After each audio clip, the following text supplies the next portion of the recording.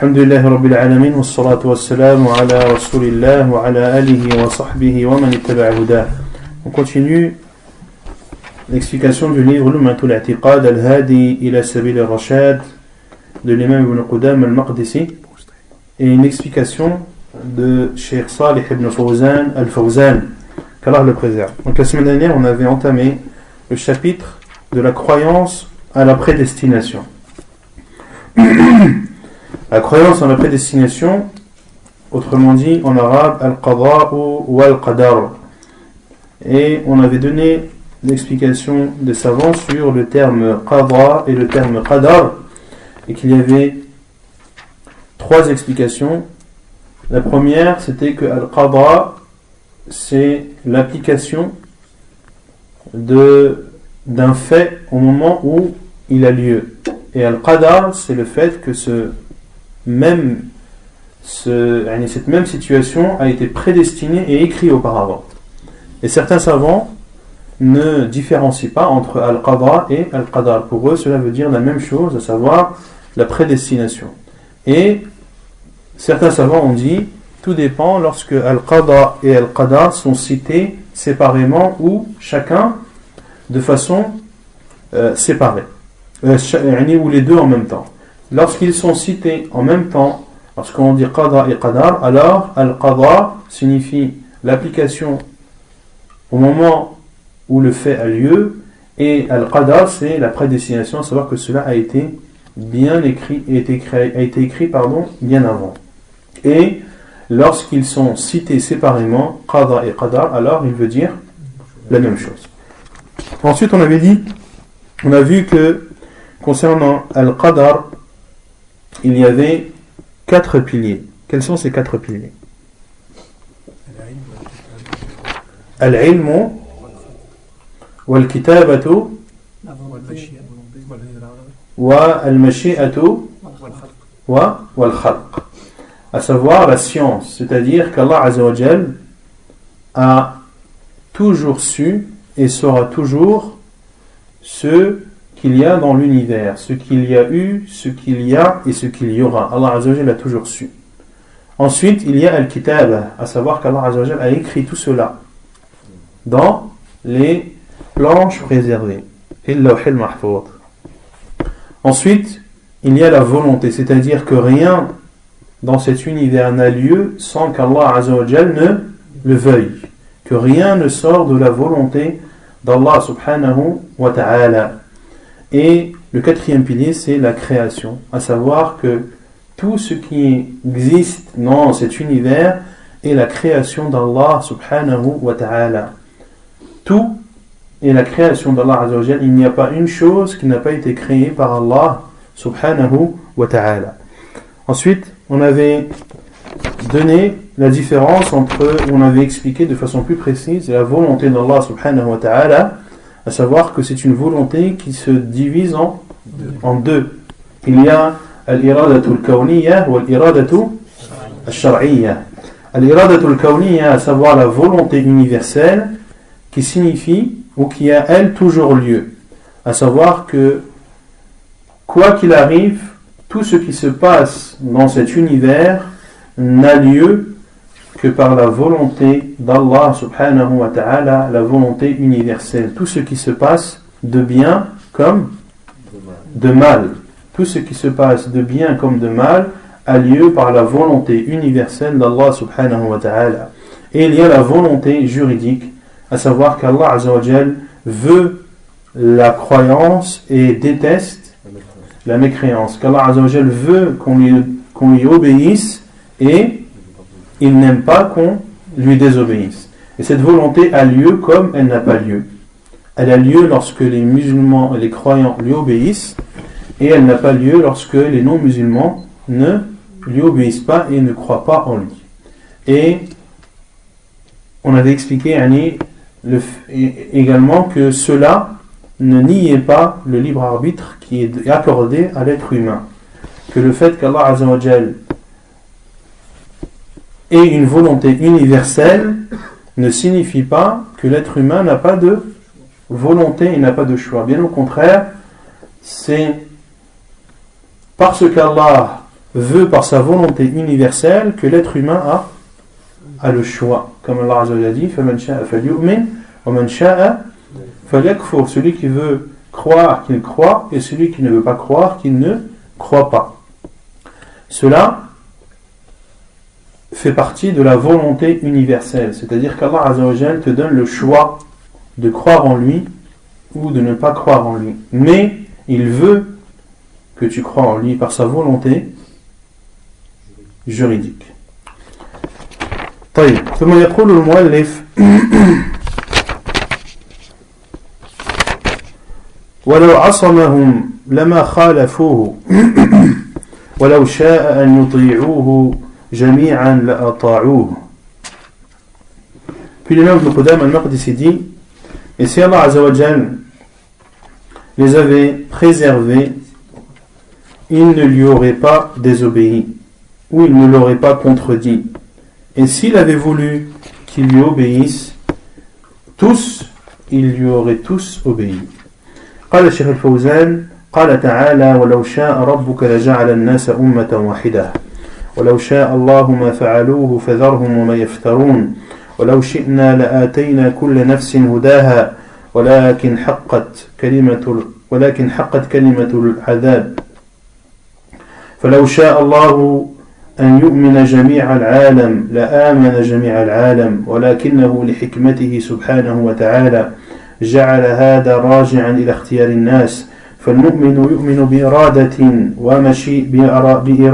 ومشيئته والكافر يكفر بمشيئته وإرادته واختياره ومن أجل أن يحصل بسبب هذا الجهاد في سبيل الله وتظهر أسماء الله وصفاته من الإنعام والانتقام والرحمة والغضب لو كان الناس كلهم جميع صالحين لن يوجد أحد من أهل النار ولو صار الناس كلهم كفارا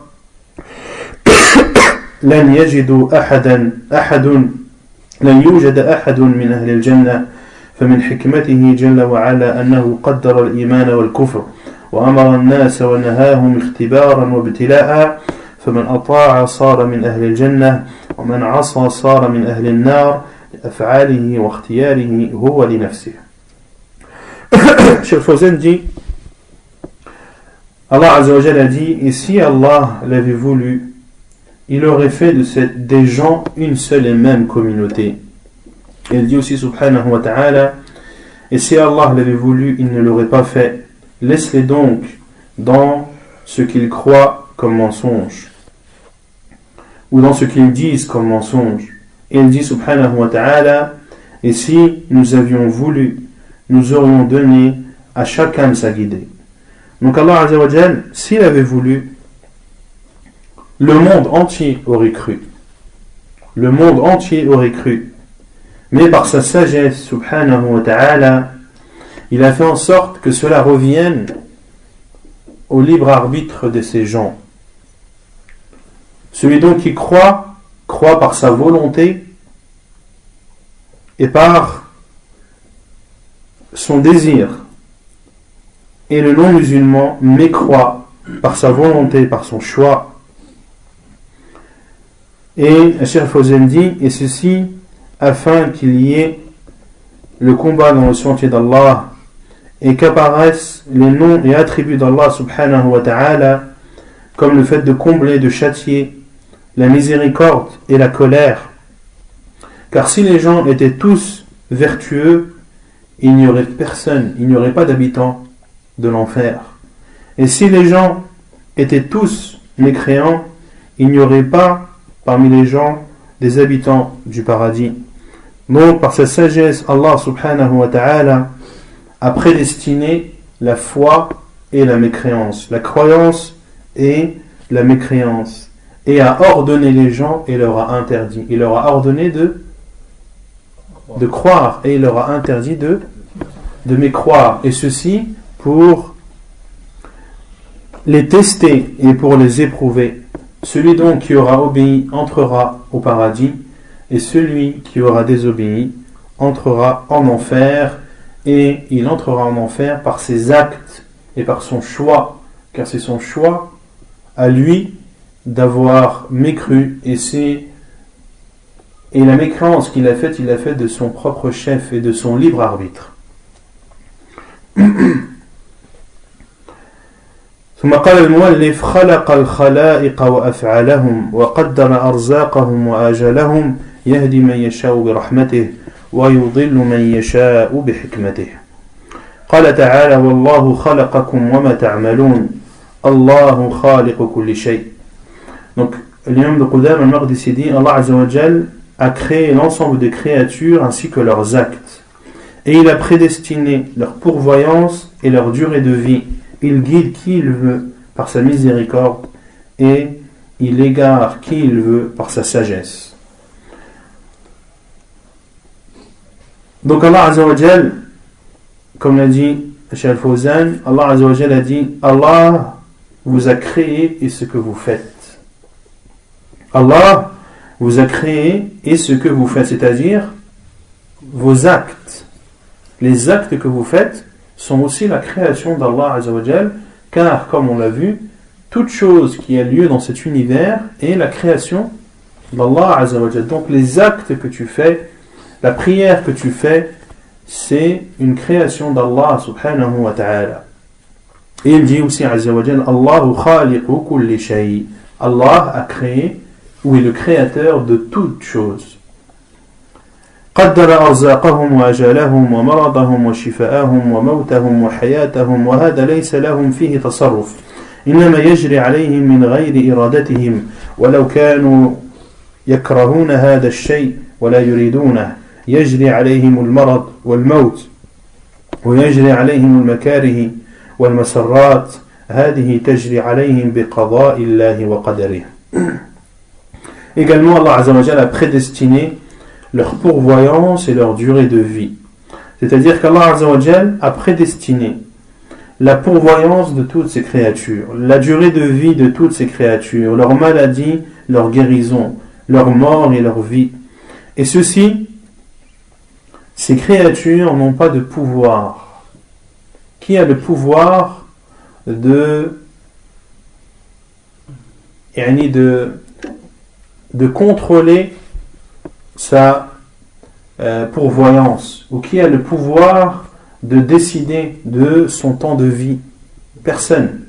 Ceci, c'est Allah Azza wa Jal qui te l'a prédestiné. Et ceci a lieu et il ne fait pas partie de ton choix, a lieu sans que tu le veuilles. C'est pour cela qu'il y a des choses qui ont lieu et que tu détestes. Qui aime être malade? Qui aime être pauvre? Personne. Et ceci fait partie de la prédestination d'Allah subhanahu wa ta'ala. Donc c'est lui donc qui prédestine cela, et les gens n'ont pas de libre arbitre et n'ont pas de choix sur ces choses. Par contre, ils ont le choix sur les autres choses. Est-ce que le fait de ne pas avoir le choix sur sa maladie et sur sa pauvreté veut dire que tu n'as pas le choix dans tout? Non. Tu n'as pas le choix dans certaines choses, mais tu as le choix dans d'autres. Et ces choses dans lesquelles tu n'as pas le choix, est-ce que c'est une offense qui t'est faite? Non. Le fait d'être malade, est-ce que c'est un mal d'être malade? Non. C'est un mal ou pas? C'est un mal, mais c'est un mal qu'Allah Azza wa Jal t'a prédestiné, et il y a derrière une sagesse. Il y a derrière une sagesse à fond. Parmi la sagesse de la maladie, il y a le fait que les péchés soient expiés. Une épine qui te touche, sache qu'il y a des péchés qui te sont pardonnés. Que dire de celui qui souffre d'une maladie grave et longue? Ces péchés seront pardonnés et Allah Azza wa Jal peut-être lui pardonnera l'ensemble de ses péchés. Peut-être que le fait que tu sois malade t'a préservé d'un mal encore plus grand. Peut-être que le fait que tu sois malade ait fait en sorte que tu ne sois pas dans un endroit où cela aurait pu être pire. Pour cela qu'Allah Azza wa Jal a prédestine toute chose par sa sagesse.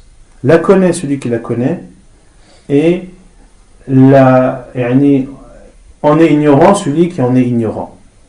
Mais il ne faut pas remettre en cause la sagesse d'Allah subhanahu wa ta'ala, et sache qu'Allah azza wa jal n'offense jamais ses serviteurs. وَمَا ظَلَمْنَاهُمْ وَلَكِنْ أَنفُسَهُمْ يَظْلِمُونَ. Nous ne les avons pas offensés, mais ils ont offensé eux-mêmes. Celui qui est amputé d'une jambe, est-ce que cela est un mal? Oui, mais on l'a amputé pour qu'il puisse rester en vie. En le voyant comme ça, est-ce que l'amputation est un mal ou un bien? C'est un mal, mais c'est aussi un bien, car si on ne l'avait pas amputé, il serait mort. Donc il faut savoir que toute chose qu'Allah Azza wa Jal a prédestinée, il y a derrière une sagesse.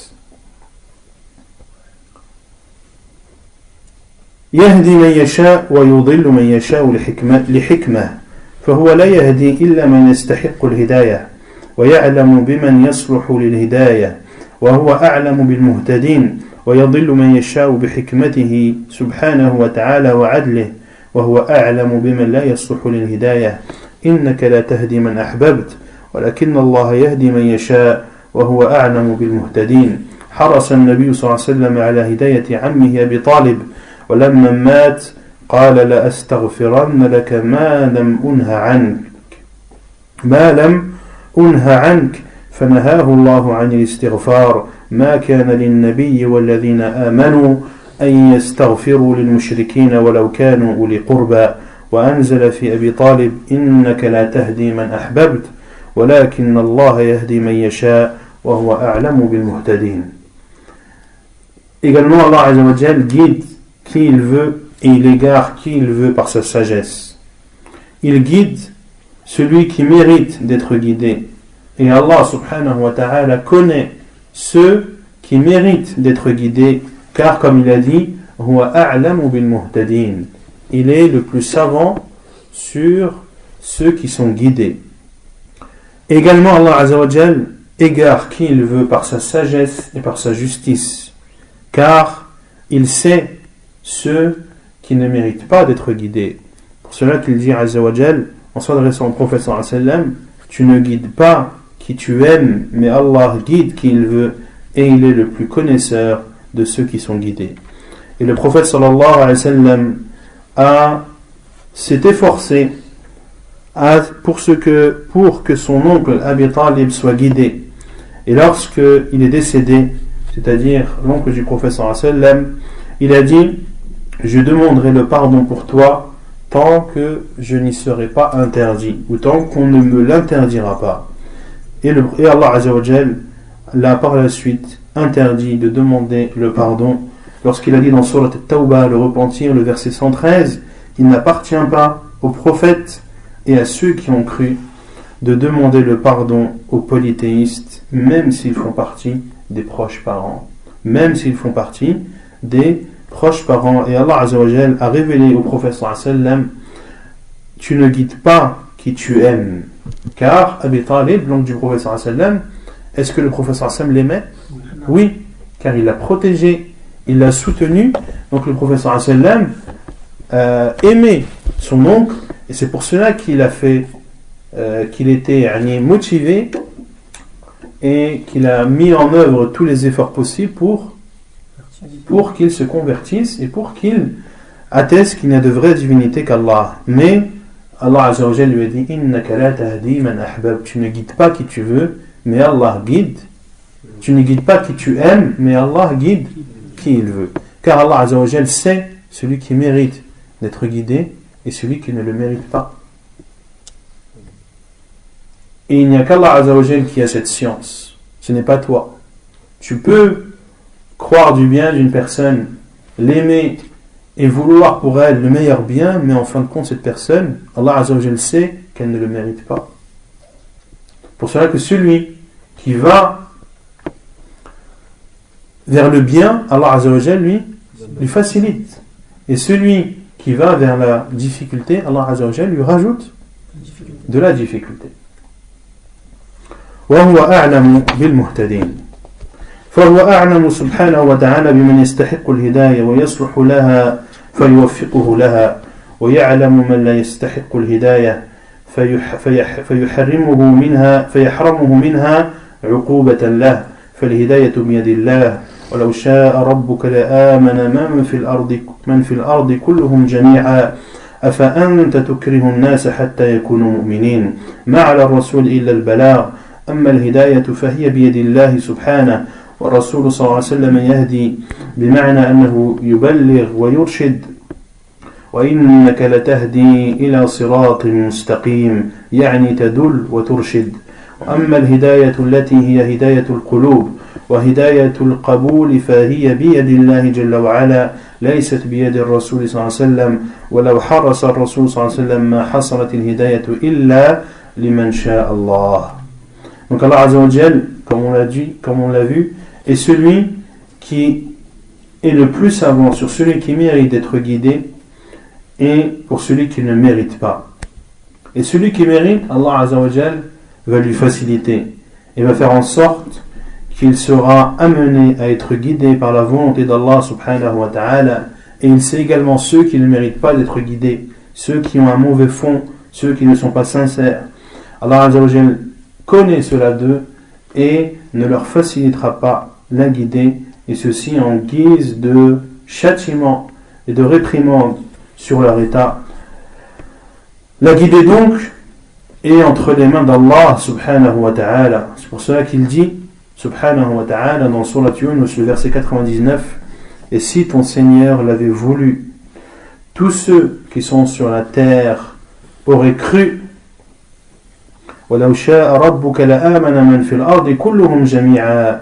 Est-ce à toi de contraindre les gens à devenir croyants?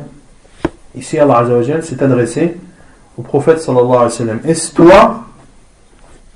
Est-ce à toi de contraindre les gens à devenir croyants? Autrement dit, que tu ne peux pas forcer quelqu'un à croire et tu ne peux pas forcer quelqu'un à être guidé, car celui qui est guidé le sera que par la volonté d'Allah Azza wa Jal, et si Allah sait de cette personne qu'elle le mérite. Pour cela qu'Allah Azza wa Jal dit la ikraha fi ad-din qad tabayyana ar-rushd min al-ghayy. Point de contrainte en religion. Qu'est-ce que ça veut dire point de contrainte en religion? Beaucoup ont mal compris ce verset. Tu forces pas les gens à se convertir. Ça veut dire que ce que tu fais de mal, c'est pour ton bien. Beaucoup pensent que la ikraha fi ad-din, point de contrainte en religion, ça veut dire qu'en religion il n'y a rien de difficile. Tout est facile. Et il n'y a rien de contraignant. C'est-à-dire qu'il ne faut pas rendre difficile. Non, c'est pas ça. Le sens, la ikraha fi ad-din, c'est-à-dire point de contrainte en islam, c'est-à-dire que tu ne dois pas contraindre quelqu'un à se convertir. En islam, il est interdit d'obliger quelqu'un de se convertir. C'est pour ça qu'Allah Azza wa Jalla a dit juste après قَدْ تَبَيَّنَ الرُّشْدُ مِنَ الْغَيِّ. Car le droit chemin et le chemin dévié ont été clairement expliqués et sont clairs. Celui qui veut le droit chemin est clair. تَرَكْتُكُمْ كَمَا dit le Prophète sallallahu alayhi wa sallam عَلَى الْمَحَجَّةِ الْبَيْضَاءِ. Je vous ai laissé dans une route illuminée. Et celui qui veut la vérité et le droit chemin, il ne peut pas le louper. Donc pour cela qu'en islam, il est interdit de contraindre quelqu'un à se convertir.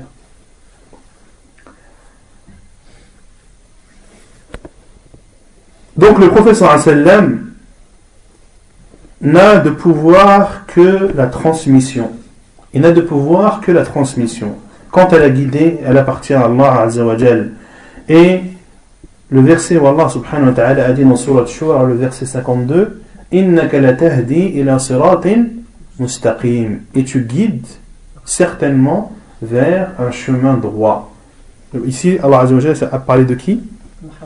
De Muhammad sallallahu alayhi wa sallam. Comment rassembler le verset où Allah Azza wa Jal a dit Innaka la tahdi man ahbabt, tu ne guides pas qui tu aimes, et ce verset où Allah Azza wa Jal atteste que Muhammad sallallahu alayhi wa sallam guide certainement vers le droit chemin.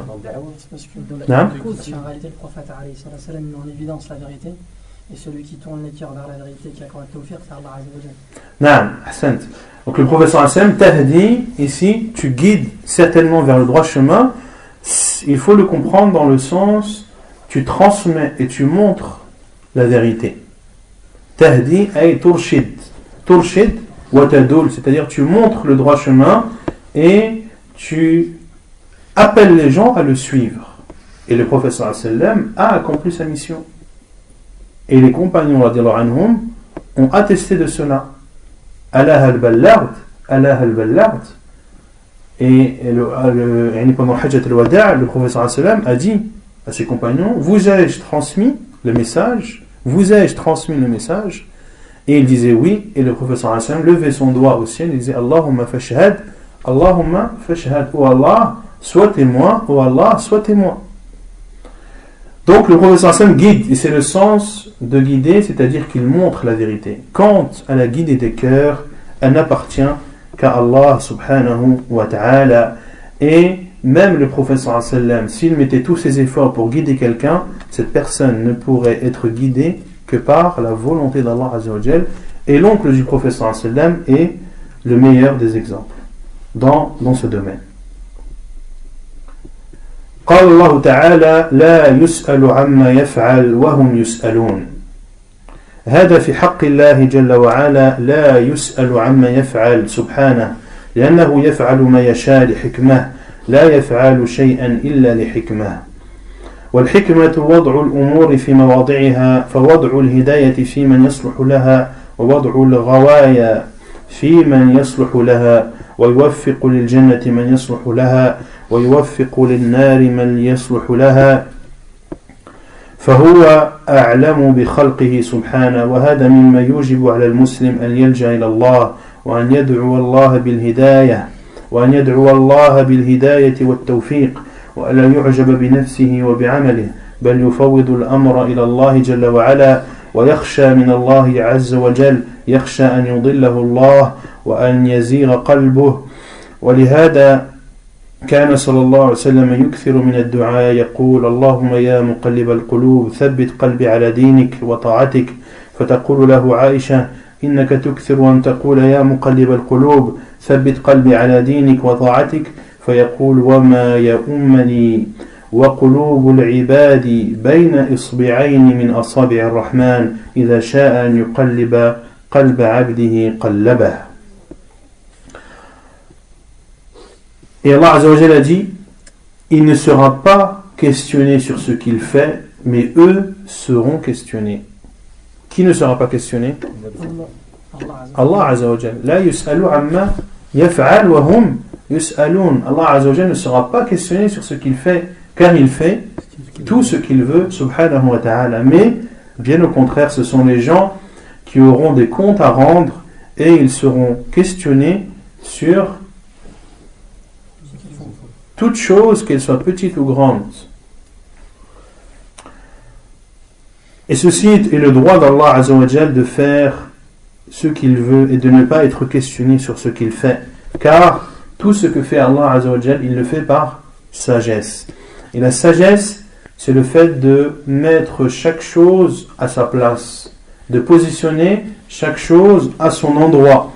Et Allah Azza wa Jal est ainsi, lorsqu'il décrète quelque chose, il le décrète par sagesse. Ainsi, lorsqu'il place la guidée, ou il accorde la guidée à celui qui la mérite, et il accorde la déviance et l'égarement à celui qui le mérite, et il facilite le paradis à celui qui le mérite, et il facilite à l'enfer celui qui le mérite, car il est subhanahu wa ta'ala le plus connaisseur de ses créatures. Il est le plus connaisseur de ses créatures.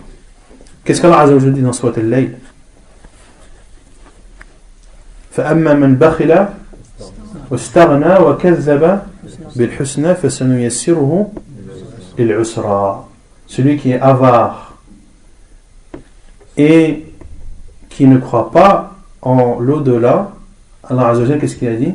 فَسَنُيَسِّرُهُ لِلْعُسْرَى. Nous allons lui faciliter la difficulté. Autrement dit, si tu vas vers le mal et si tu t'éloignes d'Allah Azza wa Jal, eh bien Allah Azza wa Jal te facilitera dans ce que tu veux, car c'est toi qui as voulu. Et l'inverse, qu'est-ce qu'Allah Azza wa Jal a dit? Pareil dans Surat Al-Layl, وَأَمَّا مَنْ أَعْطَى وَاتَّقَى وَصَدَّقَ بِالْحُسْنَى فَسَنُيَسِّرُهُ لِلْيُسْرَى. Et celui qui donne et qui craint, c'est-à-dire Allah Azza wa Jal, et qui croit en l'au-delà, Allah Azza wa Jal, qu'est-ce qu'il a dit? فَسَنُيَسِّرُهُ لِلْيُسْرَى. Nous allons lui faciliter la facilité. Nous allons lui faciliter la facilité. Donc plus tu te rapproches d'Allah Azza wa Jal, comme il a dit, celui qui va vers Allah en marchant, Allah va vers lui en courant. D'accord? Et celui qui va vers Allah en rampant, Allah Azza wa Jal va vers lui en marchant. Donc plus tu vas vers Allah Azza wa Jal, et puis Allah va vers toi, et il te facilitera vers ce que tu veux. Si tu veux du mal, Allah va te faciliter le mal. Et si tu veux du bien, Allah te facilitera le bien. Pour cela que Cheikh Fawzan a dit qu'Allah Azza wa Jal accorde la guidée à celui qui le mérite. Et il accorde l'égarement à celui qui le mérite. Et il facilite le paradis, c'est-à-dire les bonnes œuvres, à celui qui le veut. Et il facilite l'enfer à celui qui le veut. Pour cela qu'il faut invoquer Allah subhanahu wa ta'ala, et une personne ne doit pas être la victime de son orgueil, l'orgueil de sa personne, et de s'en remettre à ses actes. Il ne faut pas être dupé par ses bonnes actions, mais de s'en remettre à Allah subhanahu wa ta'ala, de craindre Allah et de craindre qu'Allah Azza wa Jal ne t'égare. Il faut avoir peur qu'Allah Azza wa Jal nous égare, car si nous nous dévions du droit chemin, Allah Azza wa Jal va nous faciliter vers cette déviance, vers cet égarement, wal-'iyadhu billah. Il faut donc demander à Allah Azza wa Jal de nous guider. C'est pour cela qu'on demande à chaque fois la guide d'Allah Azza wa Jal. Ihdina as-sirata al-mustaqim, guide-nous vers le droit chemin. Et également d'invoquer Allah Azza wa Jal à ce qu'il nous maintienne dans cette religion, comme le disait le prophète sallallahu alayhi wa sallam: ô toi qui retournes les cœurs, raffermis mon cœur dans ta religion et dans ton obéissance. Et Aïcha radiallahu anha a dit: ô envoyé d'Allah, je t'entends dire souvent: ô toi qui retournes les cœurs, rafferme mon cœur dans ta religion et dans ton obéissance. Et le prophète sallallahu alayhi wa sallam a dit: qui peut m'assurer, ou qui peut me rassurer, ou qui peut me garantir, alors que les cœurs des serviteurs sont entre deux doigts parmi les doigts du tout miséricordieux, il les retourne quand il veut. Les cœurs des serviteurs sont entre les deux doigts d'Allah subhanahu wa ta'ala, et il les retourne comme il veut. Si Allah Azza wa Jal voit que tu dévies, il va te faciliter à la déviance, wal-'iyadhu billah. Pour cela qu'on voit beaucoup de gens, malheureusement, et qu'Allah nous en préserve, qui changent du jour au lendemain. Et d'autres, au fur et à mesure, ils s'égarent jusqu'à changer totalement et voire ne plus appliquer l'islam, wal-'iyadhu billah. قال تعالى: واقسموا بالله جهد أيمانهم لئن جاءتهم آية ليؤمنن بها ليس الإيمان بأيديكم وما يشعركم أنها إذا جاءت ليؤمنون ونقلب أفئدتهم وبصارهم كما لم يؤمنوا به أول مرة ونذرهم في طغيانهم يعمهون. Puis Cheikh Fawzan cite un verset d'Allah Azza wa Jal dans Surat Al-An'am, où lorsqu'il dit: et ils jurent par Allah de toute leur force, de toute la force de leur serment, que s'il leur venait un miracle, ils croiraient sans hésiter. Et Allah Azza wa Jalla a dit: en vérité, les miracles ne dépendent que d'Allah. Mais qu'est-ce qui vous fait penser que quand cela, c'est-à-dire ce signe arrivera, ils n'y croiront pas? Puis Allah Azza wa Jalla a dit: وَنُقَلِّبُ أَفْئِدَتَهُمْ وَبِصَارَهُمْ كَمَا لَمْ يُؤْمِنُوا بِهِ أَوَّلَ مَرَّةٍ. Parce qu'ils n'ont pas cru la première fois, nous détournerons leur cœur et leurs yeux nous les laisserons marcher aveuglément dans la rébellion. فالإيمان بيد الله سبحانه وتعالى. Donc la guidée appartient à Allah Azza wa Jal. Pour cela, dans ce verset, وَأَقْسَمُوا بِاللَّهِ جَهْدَ أَيْمَانِهِمْ, ils ont juré par Allah de toute leur force, de toute la force de leur serment. Qui ont juré? Les kuffars. لَإِنْ جَاءَتْهُمْ آيَةٌ لَيُؤْمِنُونَ بِهَا. Si un miracle leur venait, alors ils vont croire. Et Allah Azza wa Jal a dit, en parlant aux croyants, وَمَا يُشْعِرُكُمْ أَنَّهَا إِذَا جَاءَتْ لَا يُؤْمِنُونَ. Et qu'est-ce qui vous fait penser que quand cela arrivera, ils n'y croiront pas?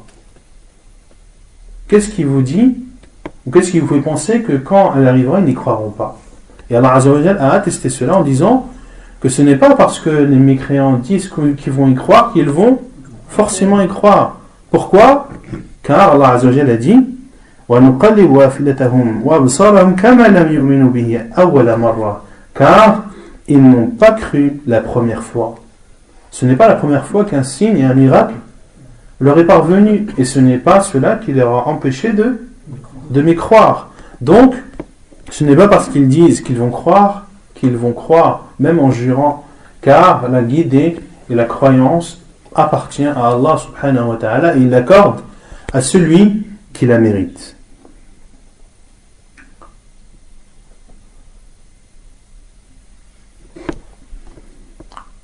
ثم قال المؤلف وقال الله تعالى إنا كل شيء خلقناه بقدر وقال تعالى وخلق كل شيء فقدره تقديرا وقال الله تعالى ما أصاب من مصيبة في الأرض ولا في أنفسكم إلا في كتاب من قبل أن نبرأها. قال الشيخ الفوزان هذا إثبات القدر وأن كل المخلوقات كلها بقضاء الله وقدره. إن كل شيء لا يخرج عن هذا شيء خلقناه لا يخرج شيء عن خلق الله بقدر. إن كل شيء مقدر. فهذه الآية عامة شاملة حاسمة في هذا الموضوع. Allah Azza wa Jalla a dit toute chose nous l'avons créée avec prédestination. Et il dit aussi subhanahu wa ta'ala dans Surat Al-Furqan, le discernement, le verset 2, وَخَلَقَ كُلَّ شَيْءٍ فَقَدَّرَهُ تَقْدِيرًا. Et il a créé toute chose et lui a donné sa juste mesure. Et il dit aussi subhanahu wa ta'ala dans Surat Al-Fer, le verset 22, nul malheur n'atteint la terre, مَا أَصَابَ مِن مُصِيبَةٍ فِي الْأَرْضِ وَلَا فِي أَنفُسِكُمْ, ni vos personnes, qui ne soit enregistré dans un livre avant que nous l'ayons créé, et cela est certes facile à Allah. Tout malheur qui touche cette terre ou vos personnes sans que cette chose n'a été écrite avant qu'Allah ne la crée. Dans le premier verset, Allah Azza wa Jal dit toute chose nous l'avons créée avec prédestination. Alors ici, dans ce verset, il y a l'attestation que toutes les créatures sont soumises à la prédestination et au décret d'Allah subhanahu wa ta'ala. Toute chose, rien n'est exclu. Khalaqnahu, que nous avons créé, rien ne sort de la créature d'Allah subhanahu wa ta'ala ou de la création d'Allah azza wa jal, biqadar, avec prédestination. خلق كل شيء هذا فيه أن كل شيء من خلق الله وأنه قدره تقديرا ما هو بشيء مستأنف أو شيء أنف إنما هو بقضاء الله وقدره. وقوله تعالى ما أصاب من مصيبة في الأرض ولا في أنفسكم إلا في كتاب من قبل أن نبرأها إن ذلك على الله يسير. هذا إخبار من الله سبحانه وتعالى أنه ما ينزل من مصيبة بالعباد في أنفسهم من الأمراض والموت وسائر الآفات البدنية التي تصيب الناس أو في الأرض مما يصيب الأرض من القحط والحساب المطر وانحباس المطر والحوائج في الثمار والأمراض التي تكون في الأشجار وتنقص المحاصيل وتتعرض للحبوب والثمار بالإصابة وكذلك ما يحدث في البحار من الحوادث التي تذهب فيها الأموال الطائلة.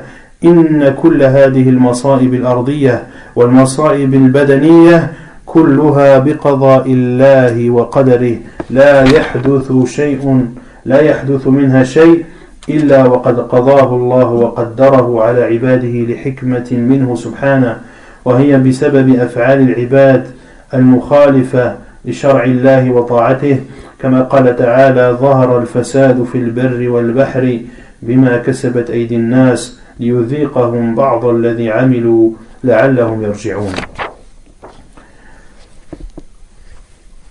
Et Allah Azza wa Jalla a dit dans le 3e verset que tout malheur qui atteint la terre et vos personnes a été écrit. Ceci est une information d'Allah Azza wa Jalla, à savoir que tous les malheurs qu'il fait descendre sur ses serviteurs comme maladie, mort, et toutes les maladies dont sont soumis les gens, et tout malheur qui arrive dans cette terre, comme sécheresse, comme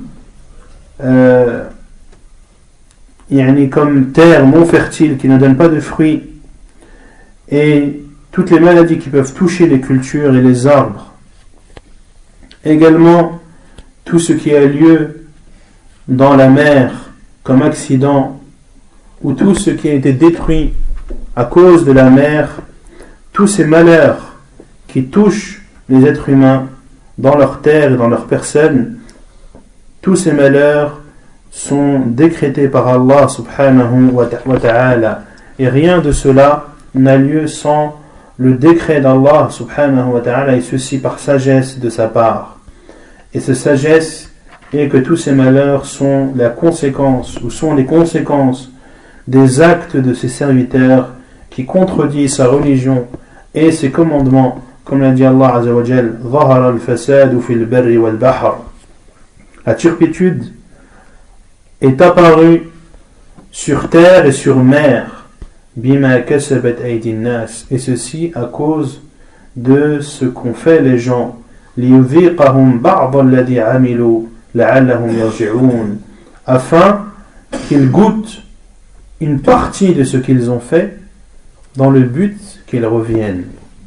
Donc tous les malheurs qui ont lieu sont les conséquences de nos péchés.